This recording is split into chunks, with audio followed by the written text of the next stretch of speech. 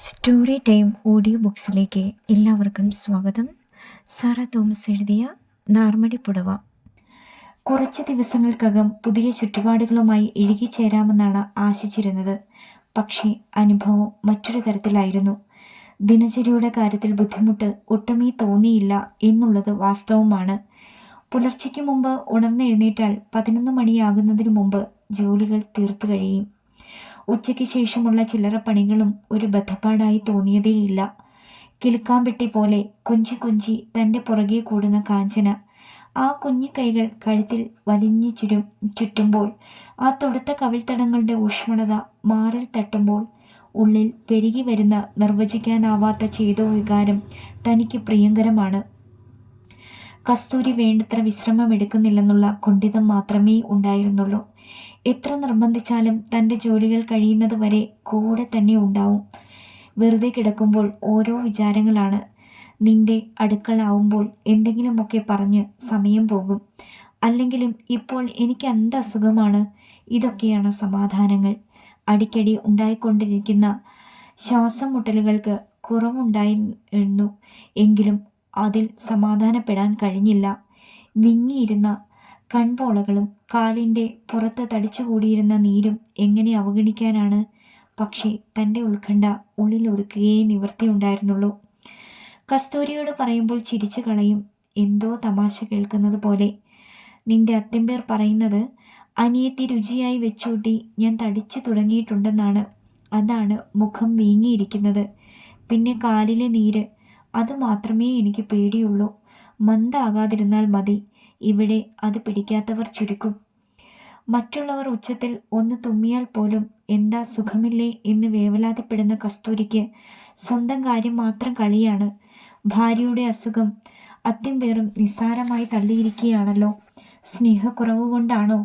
അവർ തമ്മിൽ കളിതമാശകൾ പറയുന്നതൊന്നും കേൾക്കാനേ ഇല്ലല്ലോ. നേരമില്ലാത്തത് കൊണ്ടാണോ? അത്തിമ്പേർ രാവിലെ 9 മണിക്ക് ഓഫീസിൽ പോയാൽ വൈകുന്നേരം 6 മണിയാകുമ്പോൾ വീട്ടിൽ വരും. വന്നയുടൻ തന്നെ പുറത്തു പോകുന്നത് കാണാം. പിന്നെ ഊണ് സമയത്താണ് എത്തുക. അവധി ദിവസവും വീട്ടിലുണ്ടാവുകയില്ല.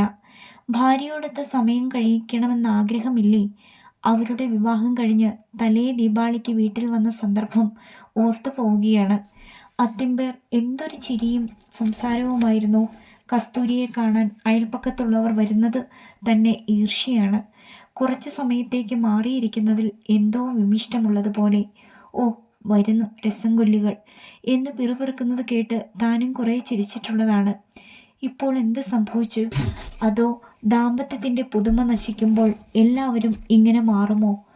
അപ്പോൾ അപ്പുറത്തെ രാമുവണ്ണായും പട്ടുവുമോ? വിവാഹം കഴിഞ്ഞ് വർഷങ്ങൾ 3-4 കഴിഞ്ഞിരിക്കുന്നു. കുട്ടികളും 2 എങ്കിലും അവരുടെ കിടപ്പുമുറിയിലെ അടക്കിപ്പിടിച്ച സംസാരത്തിനും ചിരികൾക്കും എന്തെങ്കിലും കുറവ് വന്നിട്ടുണ്ടോ? ഒരു കുഞ്ഞിനെ ഉറക്കിക്കഴിയുമ്പോൾ മറ്റേയാൾ ഉണർന്ന് കരഞ്ഞു തുടങ്ങുമെങ്കിലും നിത്യമെന്നോണം താനെല്ലാം കേൾക്കാറുള്ളതല്ലേ. എന്തിന്, മുതിർന്ന മക്കളുള്ള ശങ്കരി മാമിയും നടരാജ മാമയും പോലും എത്ര ചങ്ങാത്തത്തിലാണ്. സ്കൂൾ ഒഴിവുള്ള ദിവസങ്ങളിലെല്ലാം ഉച്ചയ്ക്ക് ഊണ് കഴിഞ്ഞാൽ 2 പേരും ഇരുന്ന് പല്ലാങ്കുഴി കളിക്കുന്നത് കാണാം. അതിനിടയ്ക്ക് നടരാജ മാമ നാട്ടിലെ പ്രധാന വിശേഷങ്ങളൊക്കെ പറയുന്നത് കേൾക്കാം. മജിസ്ട്രേറ്റിൻ്റെ വീട്ടിലെ കാര്യമാണ് തന്നെ അതിശയിപ്പിച്ചിട്ടുള്ളത്. അദ്ദേഹം കച്ചേരിയിൽ നിന്ന് വന്ന് കാപ്പി കുടി കഴിഞ്ഞാൽ വിശ്രമത്തിനു കൂടി സമയമെടുക്കാതെ ഭാര്യയുമായി കാറിൽ പുറത്തു പോകുന്നത് കാണാം. എന്നും എവിടേക്കാണ് പോകുന്നതെന്ന് ഒരു ദിവസം മകളോട് തിരക്കിയപ്പോൾ പറയുകയല്ലേ, അങ്ങനെ പ്രത്യേകിച്ച് ഒരിടത്തേക്കുമില്ല. ചിലപ്പോൾ അമ്പലത്തിൽ, ചിലപ്പോൾ സിനിമയ്ക്ക്, ചിലപ്പോൾ സുഹൃത്തുക്കളുടെ വീട്ടിൽ. ഇവിടെയൊന്നും പോകാനില്ലെങ്കിൽ മെയിൻ റോഡ് വഴി ഒരു കാർ സവാരി നടത്തിയിട്ട് വരും. എന്നും അമ്മയെ ഉടുത്തൊരുക്കി പുറത്ത് കൊണ്ടുപോകണമെന്നാണ് നിർബന്ധമാണത്രേ. ഏതെല്ലാം വിധത്തിലുള്ള ദാമ്പത്യ ബന്ധങ്ങൾ. പക്ഷെ ഒരു കാര്യത്തിൽ മാത്രം വ്യത്യാസമില്ല. അവർക്കൊക്കെ ഭാര്യയുമായി ചെലവഴിക്കാൻ ഒരു ദിവസത്തിൽ കുറച്ച് സമയമെങ്കിലുമുണ്ട്. അത്തിമ്പേർക്ക് മാത്രം വേണ്ട. അതേപ്പറ്റിയൊക്കെ താൻ ചിന്തിക്കുന്നതെന്തിന്? ഒന്നുമില്ലെങ്കിലും അത്തിമ്പേർ കസ്തൂരിയുടെ ആരോഗ്യകാര്യത്തിൽ കുറെ കൂടെ ശ്രദ്ധയെടുത്തിരുന്നുവെങ്കിൽ. പക്ഷേ ഉള്ളുകൊണ്ട് ആശിക്കാനല്ലാതെ ആ കാര്യത്തെക്കുറിച്ച് അത്തിമ്പേറെ ബോധ്യപ്പെടുത്താനുള്ള തൻ്റെ ഇടമോ അടുപ്പമോ തനിക്കൊരിക്കലും ഉണ്ടാകുമെന്ന് തോന്നിയില്ല. ദിവസങ്ങൾ കഴിയുന്തോറും ആദ്യം അനുഭവപ്പെട്ട അപരിചിതത്വവും അകൽച്ചയും പുതിയ മേഖലകളിലേക്ക് വ്യാപിക്കുകയായിരുന്നു എന്നുള്ളതാണ് സത്യം. താൻ വന്ന് 3 ദിവസങ്ങൾ കഴിഞ്ഞുള്ള ഒരു നിസ്സാര സംഭവവും. രാവിലെ കാപ്പി തിളപ്പിച്ചുകൊണ്ട് നിന്നപ്പോൾ അത്തിമ്പേർ അടുക്കളയിൽ കടന്നു വന്നു.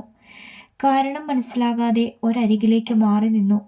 കാപ്പി തയ്യാറാവുമ്പോൾ വരാന്തയിലെ മേശപ്പുറത്ത് അടച്ചു വയ്ക്കുക ഇതിനോടകം പതിവായി കഴിഞ്ഞിരുന്നു. സൗഖ്യം താനാ? ലോഹിത്തിന് ചോദിച്ചതാകും. അതെ എന്ന അർത്ഥത്തിൽ തലകുലുക്കി അത്തിമ്പേർ ചിരിക്കുകയാണ്. എന്ന സൗഖ്യം? പകലെ ഇவ்வளவு വേലയും ചെയ്തിട്ട് സമയത്ത് ശാപ്പിടാമേ തൂങ്കാമേ ഇരുന്ന താൻ പൂർത്തിയാക്കുമെന്നും കരുതിയാണോ മുഴുമിപ്പിക്കാതെ നിർത്തിക്കളഞ്ഞത്? മുഖത്തുകൂടി നോക്കാതെ മൗനം ദീക്ഷിച്ചതേയുള്ളൂ. നീ ഏനേത്തി രാത്രി നേരത്തെ ശാപ്പിടലേ? നാ വന്നതാ ശാപ്പിടന്ന് ഉനക്ക് കട്ടായമാ? പുറമേ ഉന്നയിച്ച ആ ചോദ്യം തീരെ പ്രതീക്ഷിച്ചതല്ല. തന്നെ നിമിഷ നേരത്തേക്ക് ഉറ്റുനോക്കിക്കൊണ്ട് അത്തിമ്പേർ പോയി കഴിഞ്ഞിരുന്നു. കസ്തൂരിക്ക് കൂട്ടിനു വേണ്ടി മാത്രമാണ് താൻ അത്തിമ്പേർ വരാൻ കാത്തിരിക്കുന്നതെന്ന് മനസ്സിലാക്കാനുള്ള വിവരം ഇല്ലാത്തതുകൊണ്ടാണോ ഇങ്ങനെ ചോദിച്ചത്? അതിന് തക്ക മറുപടിയും ഉടനെ പറയാൻ കഴിഞ്ഞില്ലല്ലോ. ആകെ കൂടിയൊരു വല്ലായ്മ. രോഗിയായ ഭാര്യയോട് പോലുമില്ലാത്ത ഈ അന്വേഷണം തന്നോട് വേണ്ടിയിരുന്നോ? എന്തോ അപാകതയുള്ളതുപോലെ മനസ്സിൽ സംശയത്തിൻ്റെ ഭണങ്ങൾ.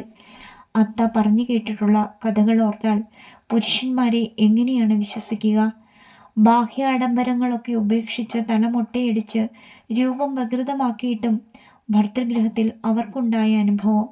ഭർത്താവിൻ്റെ അന്ത്യാഭിലാഷം മാനിച്ച് മാത്രമാണ് അവർ വിധവയായ ശേഷം അവിടെ കഴിഞ്ഞുകൂടാമെന്ന് തീരുമാനിച്ചത്. കൈകാലുകളുടെ സ്വാധീനം നഷ്ടപ്പെട്ട മാമിയാർ അവരെ പരിചരിക്കാൻ അത്ത കൂടെ ഇല്ലാതിരുന്നാൽ എന്നിട്ട് സംഭവിച്ചതോ? അലമേലു മാമിയോട് ഭർതൃഗൃഹത്തിലെ പഴങ്കഥകൾ വിവരിച്ച കൂട്ടത്തിൽ ഒരിക്കൽ പറഞ്ഞു പോയത് താൻ അറിയാതെ കേട്ടതാണ്. ഭർത്താവിൻ്റെ അനിയനും അനന്തരവനുമുള്ള വീട്ടിൽ അവർ മുറിയുടെ കതക് പൂട്ടിയാണ് കിടന്നുറങ്ങാറ് പതിവ്. ആ പ്രത്യേക ദിവസം രാത്രിയിലും മാമിയാരുടെ കാലിൽ കുഴമ്പു തിരുമ്മി ചൂട് പിടിച്ചു കഴിഞ്ഞ് അവർ മുറിയിൽ വന്ന് കതക് പൂട്ടിക്കിടന്നു. ഒന്ന് മയങ്ങിക്കാണും. കണ്ണു തുറന്നപ്പോൾ പായിൽ കൂടെ മാമനാർ. പരസ്യമായി അവരുടെ ദർശനം പോലും അശ്രീകരം എന്ന് ഭാവിക്കുന്ന ശുദ്ധ ബ്രാഹ്മണൻ വിളിച്ചു കൂകിയതും അയാൾ മുറി തുറന്ന് ഓടിക്കഴിഞ്ഞു. എങ്ങനെയാണ് ഉള്ളിൽ വന്നത് അതവർക്കറിഞ്ഞുകൂടായിരുന്നു. അല്ലെങ്കിലും അവരുടെ കഥ ആരെ വിശ്വസിക്കാനാണ്?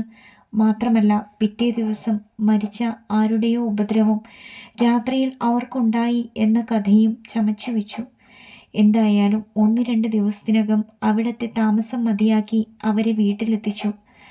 നാഥനില്ലാത്ത സ്ത്രീക്ക് യൗവനവും സൗന്ദര്യവുമൊക്കെ ശാപങ്ങൾ മാത്രമാണെന്ന് അത്ത പറയാറുള്ളത് എത്ര ശരിയാണ്. പെട്ടെന്ന് സ്വയം കുറ്റപ്പെടുത്തി. ഈ പഴങ്കഥകളൊക്കെ ചിന്തിക്കാൻ ഇപ്പോൾ എന്ത് സംഭവിച്ചു? എല്ലാം പച്ചക്കണ്ണാടിയിൽ കൂടി നോക്കിക്കാണുന്നത് കൊണ്ടല്ലേ? അത്തിമ്പേർ ലോഹിത്തിന് അത്രയും പറഞ്ഞതാവും. അതിന് മറ്റർത്ഥങ്ങൾ കണ്ടുപിടിക്കാൻ ശ്രമിക്കുന്നതെന്തിന്? എങ്കിലും മനസ്സിന് പൂർണ്ണമായി സമാധാനിക്കാൻ കഴിഞ്ഞില്ല. അന്ന് രാത്രി പതിവിലും നേരത്തെ അത്തിമ്പേർ വീട്ടിലെത്തി. താൻ അകത്തെ മുറിയിൽ കാഞ്ചനയെ ഉറക്കുകയായിരുന്നു. പുറത്തെ വരാന്തയിൽ കസ്തൂരിയുടെ സംഭ്രമത്തോടെയുള്ള ചോദ്യം. എന്നാ അച്ച് ഇന്നിക്ക് നേരത്തെ ഉടമ്പ് ശരിയില്ലയാ? എന്നാ ഇത് നനച്ചപ്പോൾ ഞാൻ വീട്ടുക്കു വരക്കൂടാതാ? എത്തിമ്പേരുടെ ഉറക്കെയുള്ള പൊട്ടിച്ചിരി. ഇനിമേ ഞാൻ ലേറ്റാ വന്ന് ഒരുത്തർക്കും തൊന്തരവ് ചെയ്യക്കൂടാതെന്ന് തീരുമാനം പണിട്ടേൻ. இப்போ ஆவது நல்ல புத்தி வந்ததே. என்னை மட்டும் உத்தேசிச்சு நான் சொல்லலே. எனக்கு என்ன சாப்பிட மட்டும் தானே வேணும்.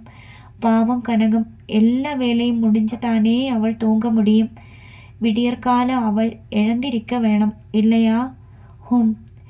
உன் தங்க மேலே എത്തന പാശം. നടക്കട്ടും. അത്തിമ്പേരുടെ ചിരിയിൽ പരിഹാസം ധ്വനിച്ചിരുന്നില്ലേ? സഹോദരിയോട് പോലും അമിതമായ സ്നേഹമുണ്ടെന്നുള്ള തോന്നൽ ഒരു ഭർത്താവിന് രസിക്കുന്നതല്ലായിരിക്കും. ഈ കസ്തൂരിക്ക് എന്താണ്? തൻ്റെ വശം ചേർന്ന് ഇങ്ങനെ പറയേണ്ടിയിരുന്നോ? പക്ഷേ കാര്യം ശരി തന്നെയാണ്. കുട്ടിക്കാലം മുതൽക്കേ അങ്ങനെ തന്നെ. സ്കൂൾ വിട്ട് വരുമ്പോൾ അത്ത എന്തെങ്കിലും ജോലി പറയുകയാണെങ്കിൽ കസ്തൂരി ഉടൻ ഏറ്റുവാങ്ങിക്കൊള്ളും. നീ പോയി കളിച്ചോ, ഇപ്പോഴല്ലേ കളിക്കാൻ പറ്റുകയുള്ളൂ.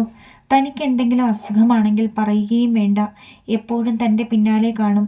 പിന്നെ ഒന്നിച്ച് ഊണ് കഴിക്കാനിരുന്നപ്പോൾ കസ്തൂരിയും അത്തിമ്പേറുമായുള്ള സംഭാഷണങ്ങളിൽ നിന്നും തന്നെ ഒഴിവാക്കണമെന്നൊരു സൂചനയെങ്കിലും നൽകണമെന്ന് വിചാരിച്ചതാണ്. പക്ഷേ സംതൃപ്തമായ ആ മുഖഭാവം കണ്ടപ്പോൾ വേണ്ടെന്ന് വെച്ചു. എല്ലാം ഭഗവാനുടെ കൃപേ. ഇനിമേ നേരത്തിലെ ആത്തുക്ക് വരതാഹ ഉൻ അത്തിമ്പേർ ചൊല്ലിയിരിക്കാർ. എതുക്കാകെന്ന് തെരിയുമാ. ആ മുഖത്ത് പരന്നുകിടന്ന സന്തോഷം പുഞ്ചിരിയായി വിടർന്നു കഴിഞ്ഞു. ഞാൻ നേരത്തിലേ തൂങ്ങണം, ശാപ്പിടണം, അതുക്കാകതാ. വെളിയിലെ കോപവും കടുകടുപ്പും ഇരുന്നാലും അവർക്കുള്ളിലെ പ്രിയമുണ്ട്. എൻ ഉടമ്പെപ്പറ്റി കവല ഇരുന്നതിനാലേ താനേ ഉന്നെ ഇങ്ങ വര ചൊന്നത്. എനക്കുതാ നன்றി ഇല്ലാത്തത്. ചില സമയം ലേറ്റാ വരുമ്പൊഴുതാ ഞാൻ ചുമ്മാ അഴുത് തൊന്തറവ് പണിയേൻ. അപ്പോൾ എന്ത് പുരുഷനുക്കും കോപം വരാതാ? എത്ര ശുദ്ധമായ മനസ്സാണ് കസ്തൂരിയുടേത്. വളഞ്ഞ ചിന്തകൾക്കും സംശയങ്ങൾക്കും ഒന്നും അവിടെ സ്ഥാനമില്ല. തൻ്റെ മനസ്സാണ് ദുഷിച്ചു പോയത്. അതുകൊണ്ടല്ലേ അത്തിമ്പേറെ പറ്റി വേണ്ടാത്ത വഴിയൊക്കെ ചിന്തിച്ചു പോയത്. എഴുതാപ്പുറം വായിക്കാനുള്ള പ്രവണത മനുഷ്യബന്ധങ്ങളെ തകർത്ത് കളയുമെന്ന് ഭദ്രമ്മ ടീച്ചർ പറയാറുള്ളത് ഓർത്തുപോയി. പക്ഷേ നേരം പുലർന്നപ്പോൾ തനിക്കുണ്ടായ പശ്ചാത്താപം അസ്ഥാനത്താണെന്ന് വിശ്വസിക്കാനാണ് തോന്നിയത്. രാവിലെ വെള്ളം കോരി അണ്ടാവിൽ നിറച്ചുകൊണ്ട് നിന്നപ്പോഴാണ് അത്തിമ്പേർ വരുന്നത് കണ്ടത്. തൊട്ടി വച്ചിട്ട് അകത്തേക്ക് പോകാൻ തുടങ്ങി. അങ്ങേ നില്ല്, ഇത്തന അവസരമാ പോകരുത്, എതുക്കാഹേ. കാലുകൾ അറച്ചു നിന്നു. തന്നോട് പ്രത്യേകിച്ച് എന്താണാവോ പറയേണ്ടത്. കസ്തൂരി അടുക്കലില്ലാത്തപ്പോൾ എന്നെ പാക്കും പോതെല്ലാം സന്തോഷമേ ഇല്ലാമേ. എപ്പടി ഇറുക്കേ. ഉനക്ക് ഇഷ്ടമില്ലാതെ ഏതാവത് ചെയ്തേനോ? നേത്തിക്ക് ഞാൻ ശീക്രം ആത്തുക്ക് വരലിയാ. ഉനക്ക് 10 മണിക്ക് മുന്നാടിയെ തൂങ്ക സാധിച്ചതില്ലയാ. തലച്ചോറിൽ ഒരു പെരുപ്പ്.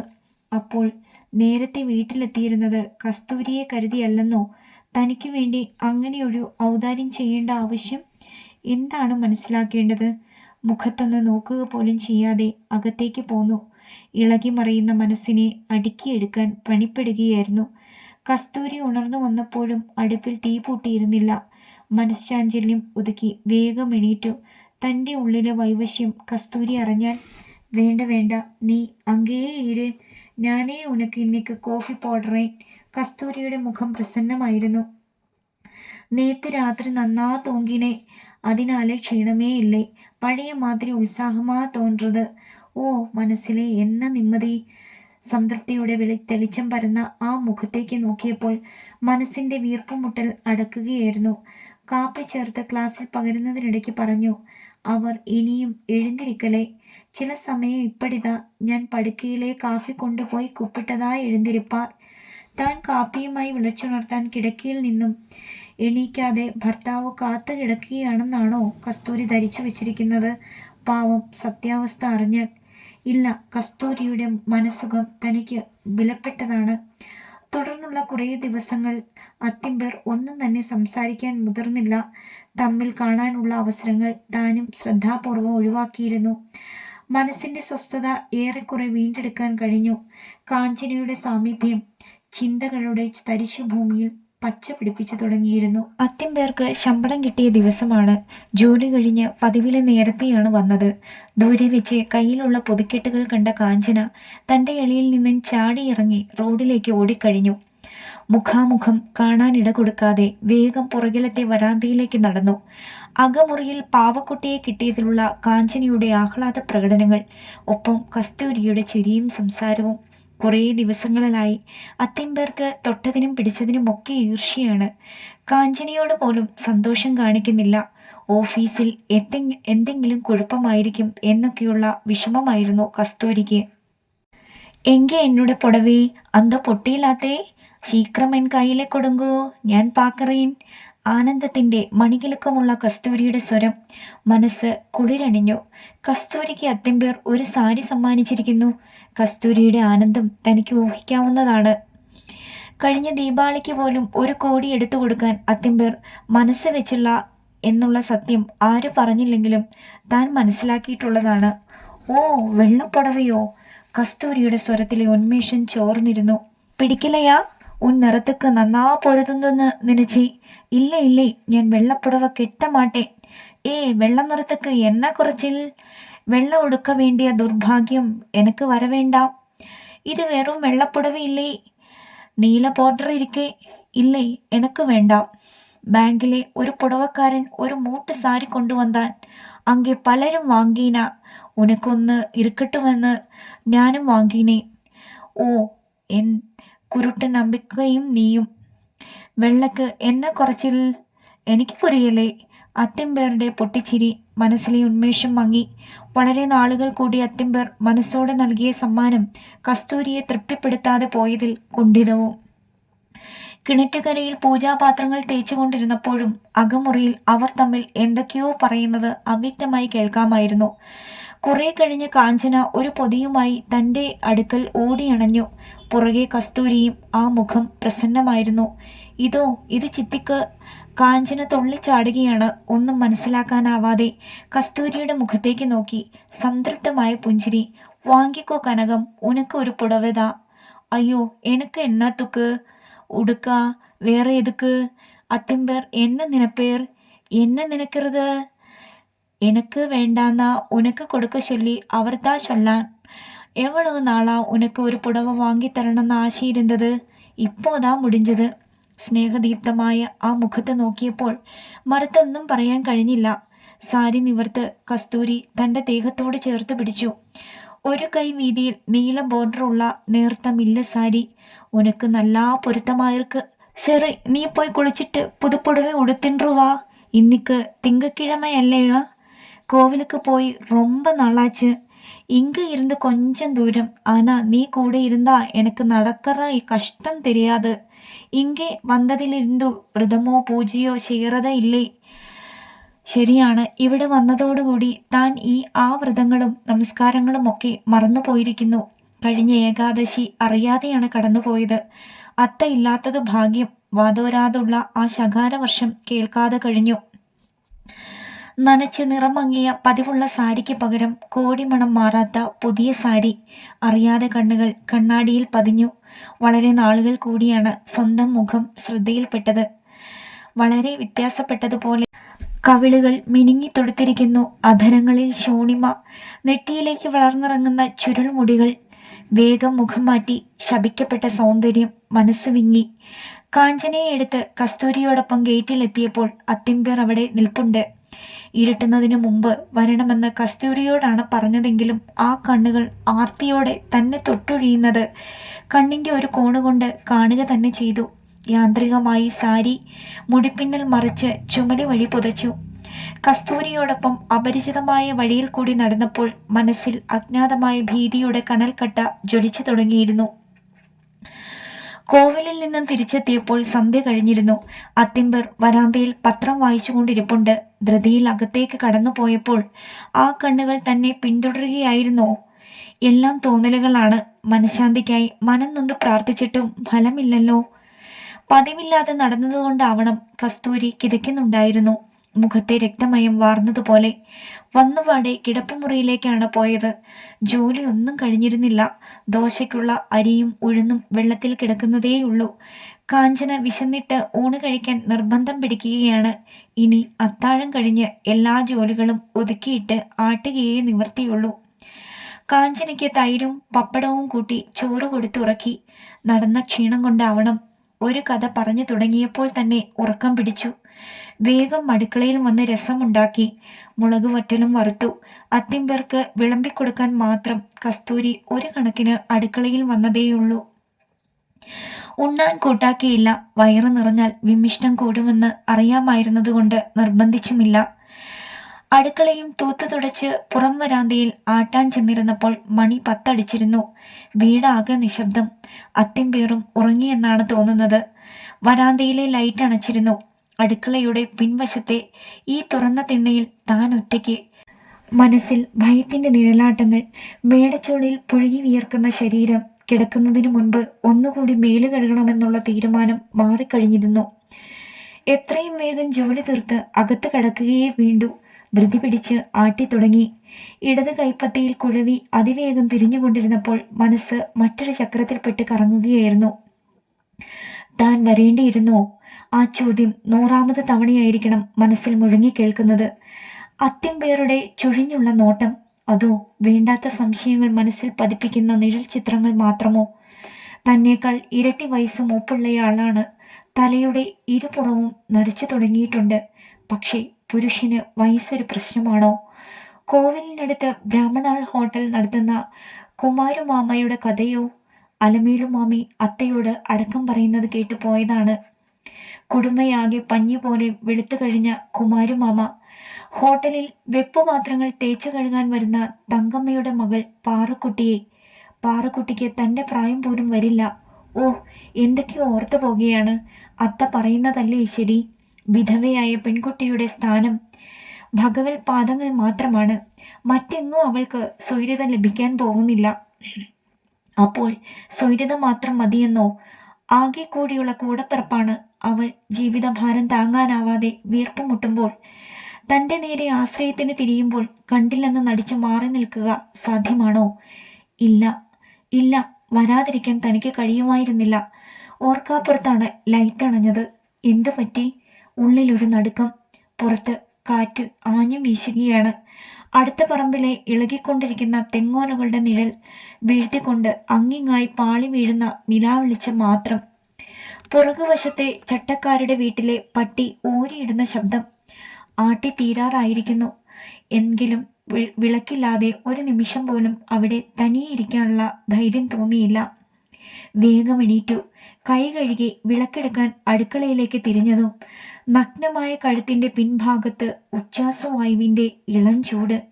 ഞെട്ടി തിരിഞ്ഞു നോക്കി. തൊട്ടു പിൻപിൽ അത്തിമ്പിൽ. വികാരം കത്തിച്ചൊലിക്കുന്ന കണ്ണുകൾ. സർവാംഗം സ്തംഭിച്ചതുപോലെ. നാവ് ചലിച്ചില്ല. ഒരു ചുവട് പുറകോട്ട് മാറാൻ കൂടി കഴിഞ്ഞില്ല. നീ ഭയന്തോട്ടിയാ? എന്നെ പാക്കുമ്പോത് മുഖത്തെ തൂക്കി വെച്ചിരിக்கிறേൻ. ഉനക്ക് തെരിയുമാ?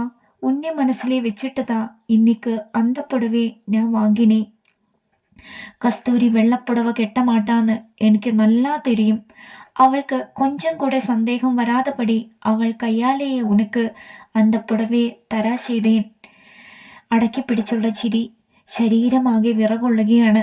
കൊടുങ്കാറ്റുപോലെ കറങ്ങിക്കൊണ്ടിരുന്ന ബോധമണ്ഡലങ്ങളിൽ കാതിൽ തെറിച്ചു വീണ വാക്കുകൾ അടുക്കി പെറുക്കാൻ ശ്രമിക്കുകയായിരുന്നു. നിമിഷങ്ങൾ കഴിഞ്ഞിട്ടും വിശ്വസിക്കാൻ മനസ്സ് മടിച്ചു നിൽക്കുകയാണ്. അപ്പോൾ സുമംഗലിക്ക് നിക്ഷിപ്തമെന്ന് അറിയാമായിരുന്ന വെള്ള വസ്ത്രം വാങ്ങിയത് മനഃപൂർവ്വമായിരുന്നു എന്നോ? തന്നെ മനസ്സിൽ കൊണ്ടുകൊണ്ടാണ് പോലും. എന്തിന്? ഇപ്പം കൂടെ എന്നെ നമ്പലയാ? എനക്ക് ഉന്മേലെ പ്രിയംന്ന്. ഈശ്വര, എന്താണീ കേൾക്കുന്നത്? കസ്തൂരിക്ക് നല്ല തൂക്കം. അവൾ ഒന്നും തിരിഞ്ഞിരിക്ക മാട്ടാ. കനകം, വാമ എൻ മുഖത്തെ പാര്. തന്നെ വരിഞ്ഞു മുറുക്കിയ കൈപ്പടങ്ങളുടെ ചൂട്. നഗ്നമായ അരക്കെട്ടിൽ പൊള്ളൽ പിടിച്ചപ്പോഴാണ് സുബോധം വീണ്ടു കിട്ടിയത്. ഞെട്ടിത്തെറിച്ചു പോയി. എന്നെ വിടുങ്കോ. കുതറി പിന്നോക്കം മാറി. ശത്തം പോടാതെ. ഉൻ അക്ക എഴുந்திരുന്നു വന്നാ. അയ്യോ, നീങ്ക. മനസ്സിൽ തിങ്ങി വന്ന അവജ്ഞ പ്രകടിപ്പിക്കാൻ വാക്കുകൾ കിട്ടിയില്ല. നീ ഇപ്പടി അപ്സെറ്റ് ആകരുത്. എന്നതുക്ക് ഇത്തനെ കഷ്ടപ്പെട്ട് ഇത്തനെ പണം ഉനക്കാக ചെലവഴിച്ചത് എതുക്ക് എന്ന് നിനക്കറിയേൻ? നീയും എനക്ക് കൊഞ്ച സന്തോഷം തരുവേന്ന് നനച്ച്. ഇത്ര നിസ്സാര ഭാവത്തിലാണ് പറയുന്നത്. ചെവികൾ പൊത്തിപ്പോയി. ഇங்கே ഇരുന്ന് നീങ്കാ പോയിടുങ്കോ. ഇല്ലാട്ടാ. തൻ്റെ ശബ്ദം ഉയർന്നതുകൊണ്ടാവണം വേഗം തിരിച്ചു നടന്നു. ഉനക്ക് ബുദ്ധിയിരിക്കുന്നു നനച്ചി. നീ ഉൻ അക്കാ കുടുംബം പാഴാ പോകാതെ പാത്തുപ്പേന്ന് നനച്ചി. പോകുന്ന വഴി തിരിഞ്ഞു നോക്കാതെ പിറുപിറുത്തത് കാതിൽ തട്ടി പുറത്തേക്ക് തന്നെ തെറിച്ചു വീണു. സംവേദന ശക്തി നശിച്ചു പോയിരുന്നു. മനസ്സിൽ നുരയിട്ട് പതയുന്ന വെറുപ്പ് മാത്രം. കണ്ണുകളുടെ മുൻപിൽ അവിശ്വസ്തതയുടെ ഭീഭത്സ ചിത്രം. പാവം കസ്തൂരി. ഈ വഞ്ചനയുടെ ചരിത്രം അറിയാൻ ഇടവന്നാൽ. വേദനയുടെ വിങ്ങൽ. മനസ്സ് എവിടെയൊക്കെയോ മുറിപ്പെട്ടിരിക്കുകയാണ്. തളർച്ചയോടെ താഴെ ചടഞ്ഞിരുന്നു പോയി. മനസ്സിൻ്റെ സമനില വീണ്ടെടുക്കാനുള്ള ശ്രമവുമായി. പെട്ടെന്നാണ് താൻ അമ്പയെ പരാജയപ്പെട്ടിരിക്കുന്നു എന്നുള്ള ബോധം ഒരു കൊള്ളിയാൻ പോലെ മനസ്സിൻ്റെ പാളിനെ വീശിയത്. തൻ്റെ സഹോദരിയുടെ ഭർത്താവ് എന്ന് പറയുന്ന ഈ മനുഷ്യൻ്റെ നേരെ മനസ്സിൻ്റെ കവാടം കൊട്ടിയടച്ചപ്പോൾ പുറത്താക്കപ്പെട്ടത് കസ്തൂരിയാണ്, കാഞ്ചനയാണ്. അളന്ന് തിട്ടപ്പെടുത്താനാവാത്ത പെരുംഛേദം. ഇനി എന്താണ് വേണ്ടത്? നഷ്ടം സംഭവിച്ചു കഴിഞ്ഞിരിക്കുന്നു. ഓർത്ത് മനസ്താപപ്പെടാനുള്ള സാവകാശം പോലും ഇല്ലാതായി തീർന്നിരിക്കുന്നുവല്ലോ. മുന്നിൽ പുറത്തേക്കുള്ള ഒരേ ഒരു വഴി മാത്രം. ഈ രംഗത്തു നിന്നും ഉടനടി നിഷ്ക്രമിക്കുക. ഒരു നിമിഷം നേരത്തെയായാൽ അത്രയും നന്ന്. ചിത്തി ചിത്തി ചിന്തകൾ അത്ര വരെ എത്തിയപ്പോൾ കാഞ്ചനയുടെ ഭയത്തോടു കൂടിയുള്ള നിലവിളി. ഉറക്കത്തിൽ എന്തെങ്കിലും കണ്ട് പേടിച്ചതാവും. ആട്ടുകളിൽ കിടന്ന മാവ് ഒരു കണക്കിന് വാരി കലത്തിലാക്കി അകത്തേക്ക് ഓടി. കിടക്കപ്പായിൽ അവൾ എഴുന്നേറ്റിരിപ്പുണ്ട്. ഭീതി പുരണ്ട മുഖം. ചിത്തി, എന്നെ തനിയാ വിട്ടിട്ട് നീ എങ്കെ പോയിട്ടേൻ? എന്നെ ആരോ തുരത്തിണ്ട് വരാ പോലിരിക്ക്. അവളെ മാറോട് ചേർത്ത് അടുക്കി പിടിച്ചു. ആരോ പിടിക്കാൻ അടുത്തെത്തിയതുപോലെ അവൾ ഭയത്തോടെ നാലുപാടും കണ്ണുകൾ പായിക്കുകയാണ്. ഉന്നെ ആരും പിടിക്ക വരലേ കണ്ണാ. വന്താ ചിത്തി ചുമ്മാ വിടുവേനാ? കണ്ണേ മുടിன்று തൂക്ക്. ചിത്തി പക്കത്തിലേ പടുത്തുക്കറേൻ. ഇനി ഒന്നും ഭയപ്പെടാതെ. ചിത്തി, നീ എങ്കേയും പോകക്കൂടാതെ. ആ കുഞ്ഞിക്കൈകൾ തന്നെ വരിഞ്ഞു മുറുക്കിക്കഴിഞ്ഞു. കണ്ണുകൾ പൂർണ്ണമായി കൂമ്പി അടഞ്ഞിട്ടും കൈകളുടെ പിടുത്തം അയഞ്ഞില്ല. ഉറക്കത്തിലും അവൾ ഏങ്ങുകയാണ്. പാവം, വല്ലാതെ പേടിച്ചിട്ടുണ്ടാവും. ഒന്നുകൂടി ദേഹത്തോട് ചേർത്ത് പിടിച്ചു. കുഞ്ഞിക്കവിളിൽ ചുണ്ടുകൾ അമർന്നു. തൻ്റെ കാഞ്ചന, തൻ്റെ രക്തത്തിൻ്റെ ഒരംശം, മാതൃത്വത്തിൻ്റെ അനുഭവം ഒരിക്കലും വിധിച്ചിട്ടില്ലാത്ത തനിക്ക് അവൾ പകർന്ന സ്നേഹത്തിൻ്റെ ഊഷ്മളത, മനസ്സിൽ നഷ്ടബോധത്തിൻ്റെ കൊടുമ്പിങ്ങൽ. ഓ, എന്താണ് താൻ കളഞ്ഞു പൊളിച്ചത്? കാഞ്ചനയുടെ സ്നേഹം മാത്രമാണോ? കസ്തൂരി, തൻ്റെ കൂടപ്പിറപ്പ്, എന്ത് കാരണം പറഞ്ഞാണ് വീട്ടിലേക്ക് മടങ്ങാനുള്ള അനുമതി കസ്തൂരിയിൽ നിന്ന് നേടുന്നത്? ആകെ തളരുകയാണ്. സത്യം പറഞ്ഞാൽ ആ ജീവിതം ഉടനടി തകരാൻ അതിൽ കൂടുതൽ ഒന്നും വേണ്ടി വരില്ല. ഇല്ല ഇല്ല, താൻ അതിന് കാരണക്കാരിയായിക്കൂടാ. വളരെ ബുദ്ധിപൂർവം കൈകാര്യം ചെയ്യേണ്ട അവസരമാണിത്. വികാരങ്ങൾക്കോ സ്നേഹബന്ധങ്ങൾക്കോ വില കൽപ്പിക്കാൻ പാടുള്ളതല്ല. താനെന്ന് പതറിയാൽ തമ്മിൽ ഏറ്റുമുട്ടിൽ തകർന്നു വീഴുന്ന വൈരുദ്ധ്യമാർന്ന ചിന്തകൾ, വികാരത്തിൻ്റെ കടുംപിടുത്തത്തിൽ നിന്നും മനസ്സിനെ വിടർത്തിയെടുക്കാൻ, എന്നിട്ടും നിർവികാരതയുടെ ഉറപ്പുള്ള പുറംചട്ട അണിയിക്കുവാൻ മനസ്സ് ശ്രമം നടത്തിക്കൊണ്ടിരുന്നു. പുലരുന്നതിന് വളരെ മുൻപ് തന്നെ എണീറ്റു. മനസ്സിൽ എല്ലാം തീരുമാനിച്ചുറച്ചു കഴിഞ്ഞു. അത്തിമ്പേർ പോയാൽ ഉടൻ യാതൊരു സംശയത്തിനും ഇട കൊടുക്കാതെ തന്നെ കസ്തൂരിയോട് അനുവാദം വാങ്ങി സ്ഥലം വിടണം. പെട്ടിയിൽ അടുക്കി ഒതുക്കി വയ്ക്കാൻ വളരെയൊന്നും ഉണ്ടായിരുന്നില്ല. പതിവുള്ള ജോലികൾക്ക് മുടക്കം വരാതെ ചെയ്തു തീർത്തു. തൻ്റെ ഹൃദയത്തിൽ പുകയുന്ന അഗ്നികുണ്ഡം ഒരു കാരണവശാലും കസ്തൂരി കണ്ടുപിടിക്കാനിടയാകരുത്. താമസിച്ചുണർന്നതുകൊണ്ട് വേഗം ഊണ് തയ്യാറാക്കി അത്തിമ്പേറെ ഓഫീസിൽ സമയത്ത് അയക്കാനുള്ള ധൃതിയിലായിരുന്നു കസ്തൂരി. മുഖത്ത് വിങ്ങിക്കൂടിയ നീര് കണ്ടപ്പോൾ മനസ്സ് പിടഞ്ഞെങ്കിലും സുഖവിവരത്തെക്കുറിച്ച് തിരക്കിയില്ല. തിരക്കാനുള്ള ധൈര്യം വന്നില്ല. താൻ പതറിപ്പോയാൽ. അത്തിമ്പേർ പോയി കഴിഞ്ഞ് വീട് ശാന്തമായപ്പോൾ കസ്തൂരി നടപ്പടിയിൽ ഇരുന്നു കൊണ്ട് തന്നെ വിളിച്ചു. വാമാ, എങ്കിട്ടേ വാ. തൻ്റെ മുടി ചീകി പിന്നാനുള്ള പുറപ്പാടാണ്. പൂർവ്വകഥകൾ പറഞ്ഞ് തൻ്റെ തലമുടി ഇഴകൾ ഉടക്ക് പിടിക്കാതെ വേർപെടുത്തി പിന്നിക്കെട്ടുന്നത് ഉത്സാഹമുള്ള കാര്യമാണ്. കസ്തൂരിക്ക് സുഖമില്ലാത്ത ദിവസങ്ങളിൽ നിർബന്ധിച്ചാൽ പോലും താൻ വഴങ്ങാത്തതാണ്. പക്ഷേ അന്ന് എതിർപ്പൊന്നും പറയാതെ ചീപ്പുമായി അടുക്കൽ ചെന്നു. രാത്രി മുഴുവൻ ചിന്തിച്ച് മനസ്സിൽ അടുക്കി പെറുക്കി വെച്ച വാചകങ്ങൾ പറയാൻ പറ്റിയ അവസരം. ചീപ്പ് തലമുടിയിൽ കൂടി മെല്ലെ കടത്തി എണ്ണ തൊട്ട മുടിയിഴകൾ സൂക്ഷ്മതയോടെ ഒന്നൊന്നായി വേർപെടുത്താനുള്ള ശ്രമമാണ്. കുറേ നേരത്തേക്ക് ഒന്നും മിണ്ടാൻ കഴിഞ്ഞില്ല. കസ്തൂരിയോട് പറയേണ്ട വാചകങ്ങൾ മനസ്സിൽ അടുക്കി പെറുക്കുകയായിരുന്നു. എന്തുകൊണ്ടോ കസ്തൂരിയും വിചാരത്തിൽ മുഴുകിയതുപോലെ നിശബ്ദയായിരുന്നു. വീടെ വിട്ട് ഞാൻ വന്ന് ரொம்ப നാളാച്ച് ഇല്ലയാ, ഇന്നേക്ക് പോനാ എന്നാണ് തോന്നുന്നത്. അത്ത ഇഷ്ടപ്പെടാതതാ വന്നേൻ, ശീക്രം തിരുമ്പി പോകട്ടാ. പോന പോറതും അത്തതാനേ ചൊല്ലുവേൻ.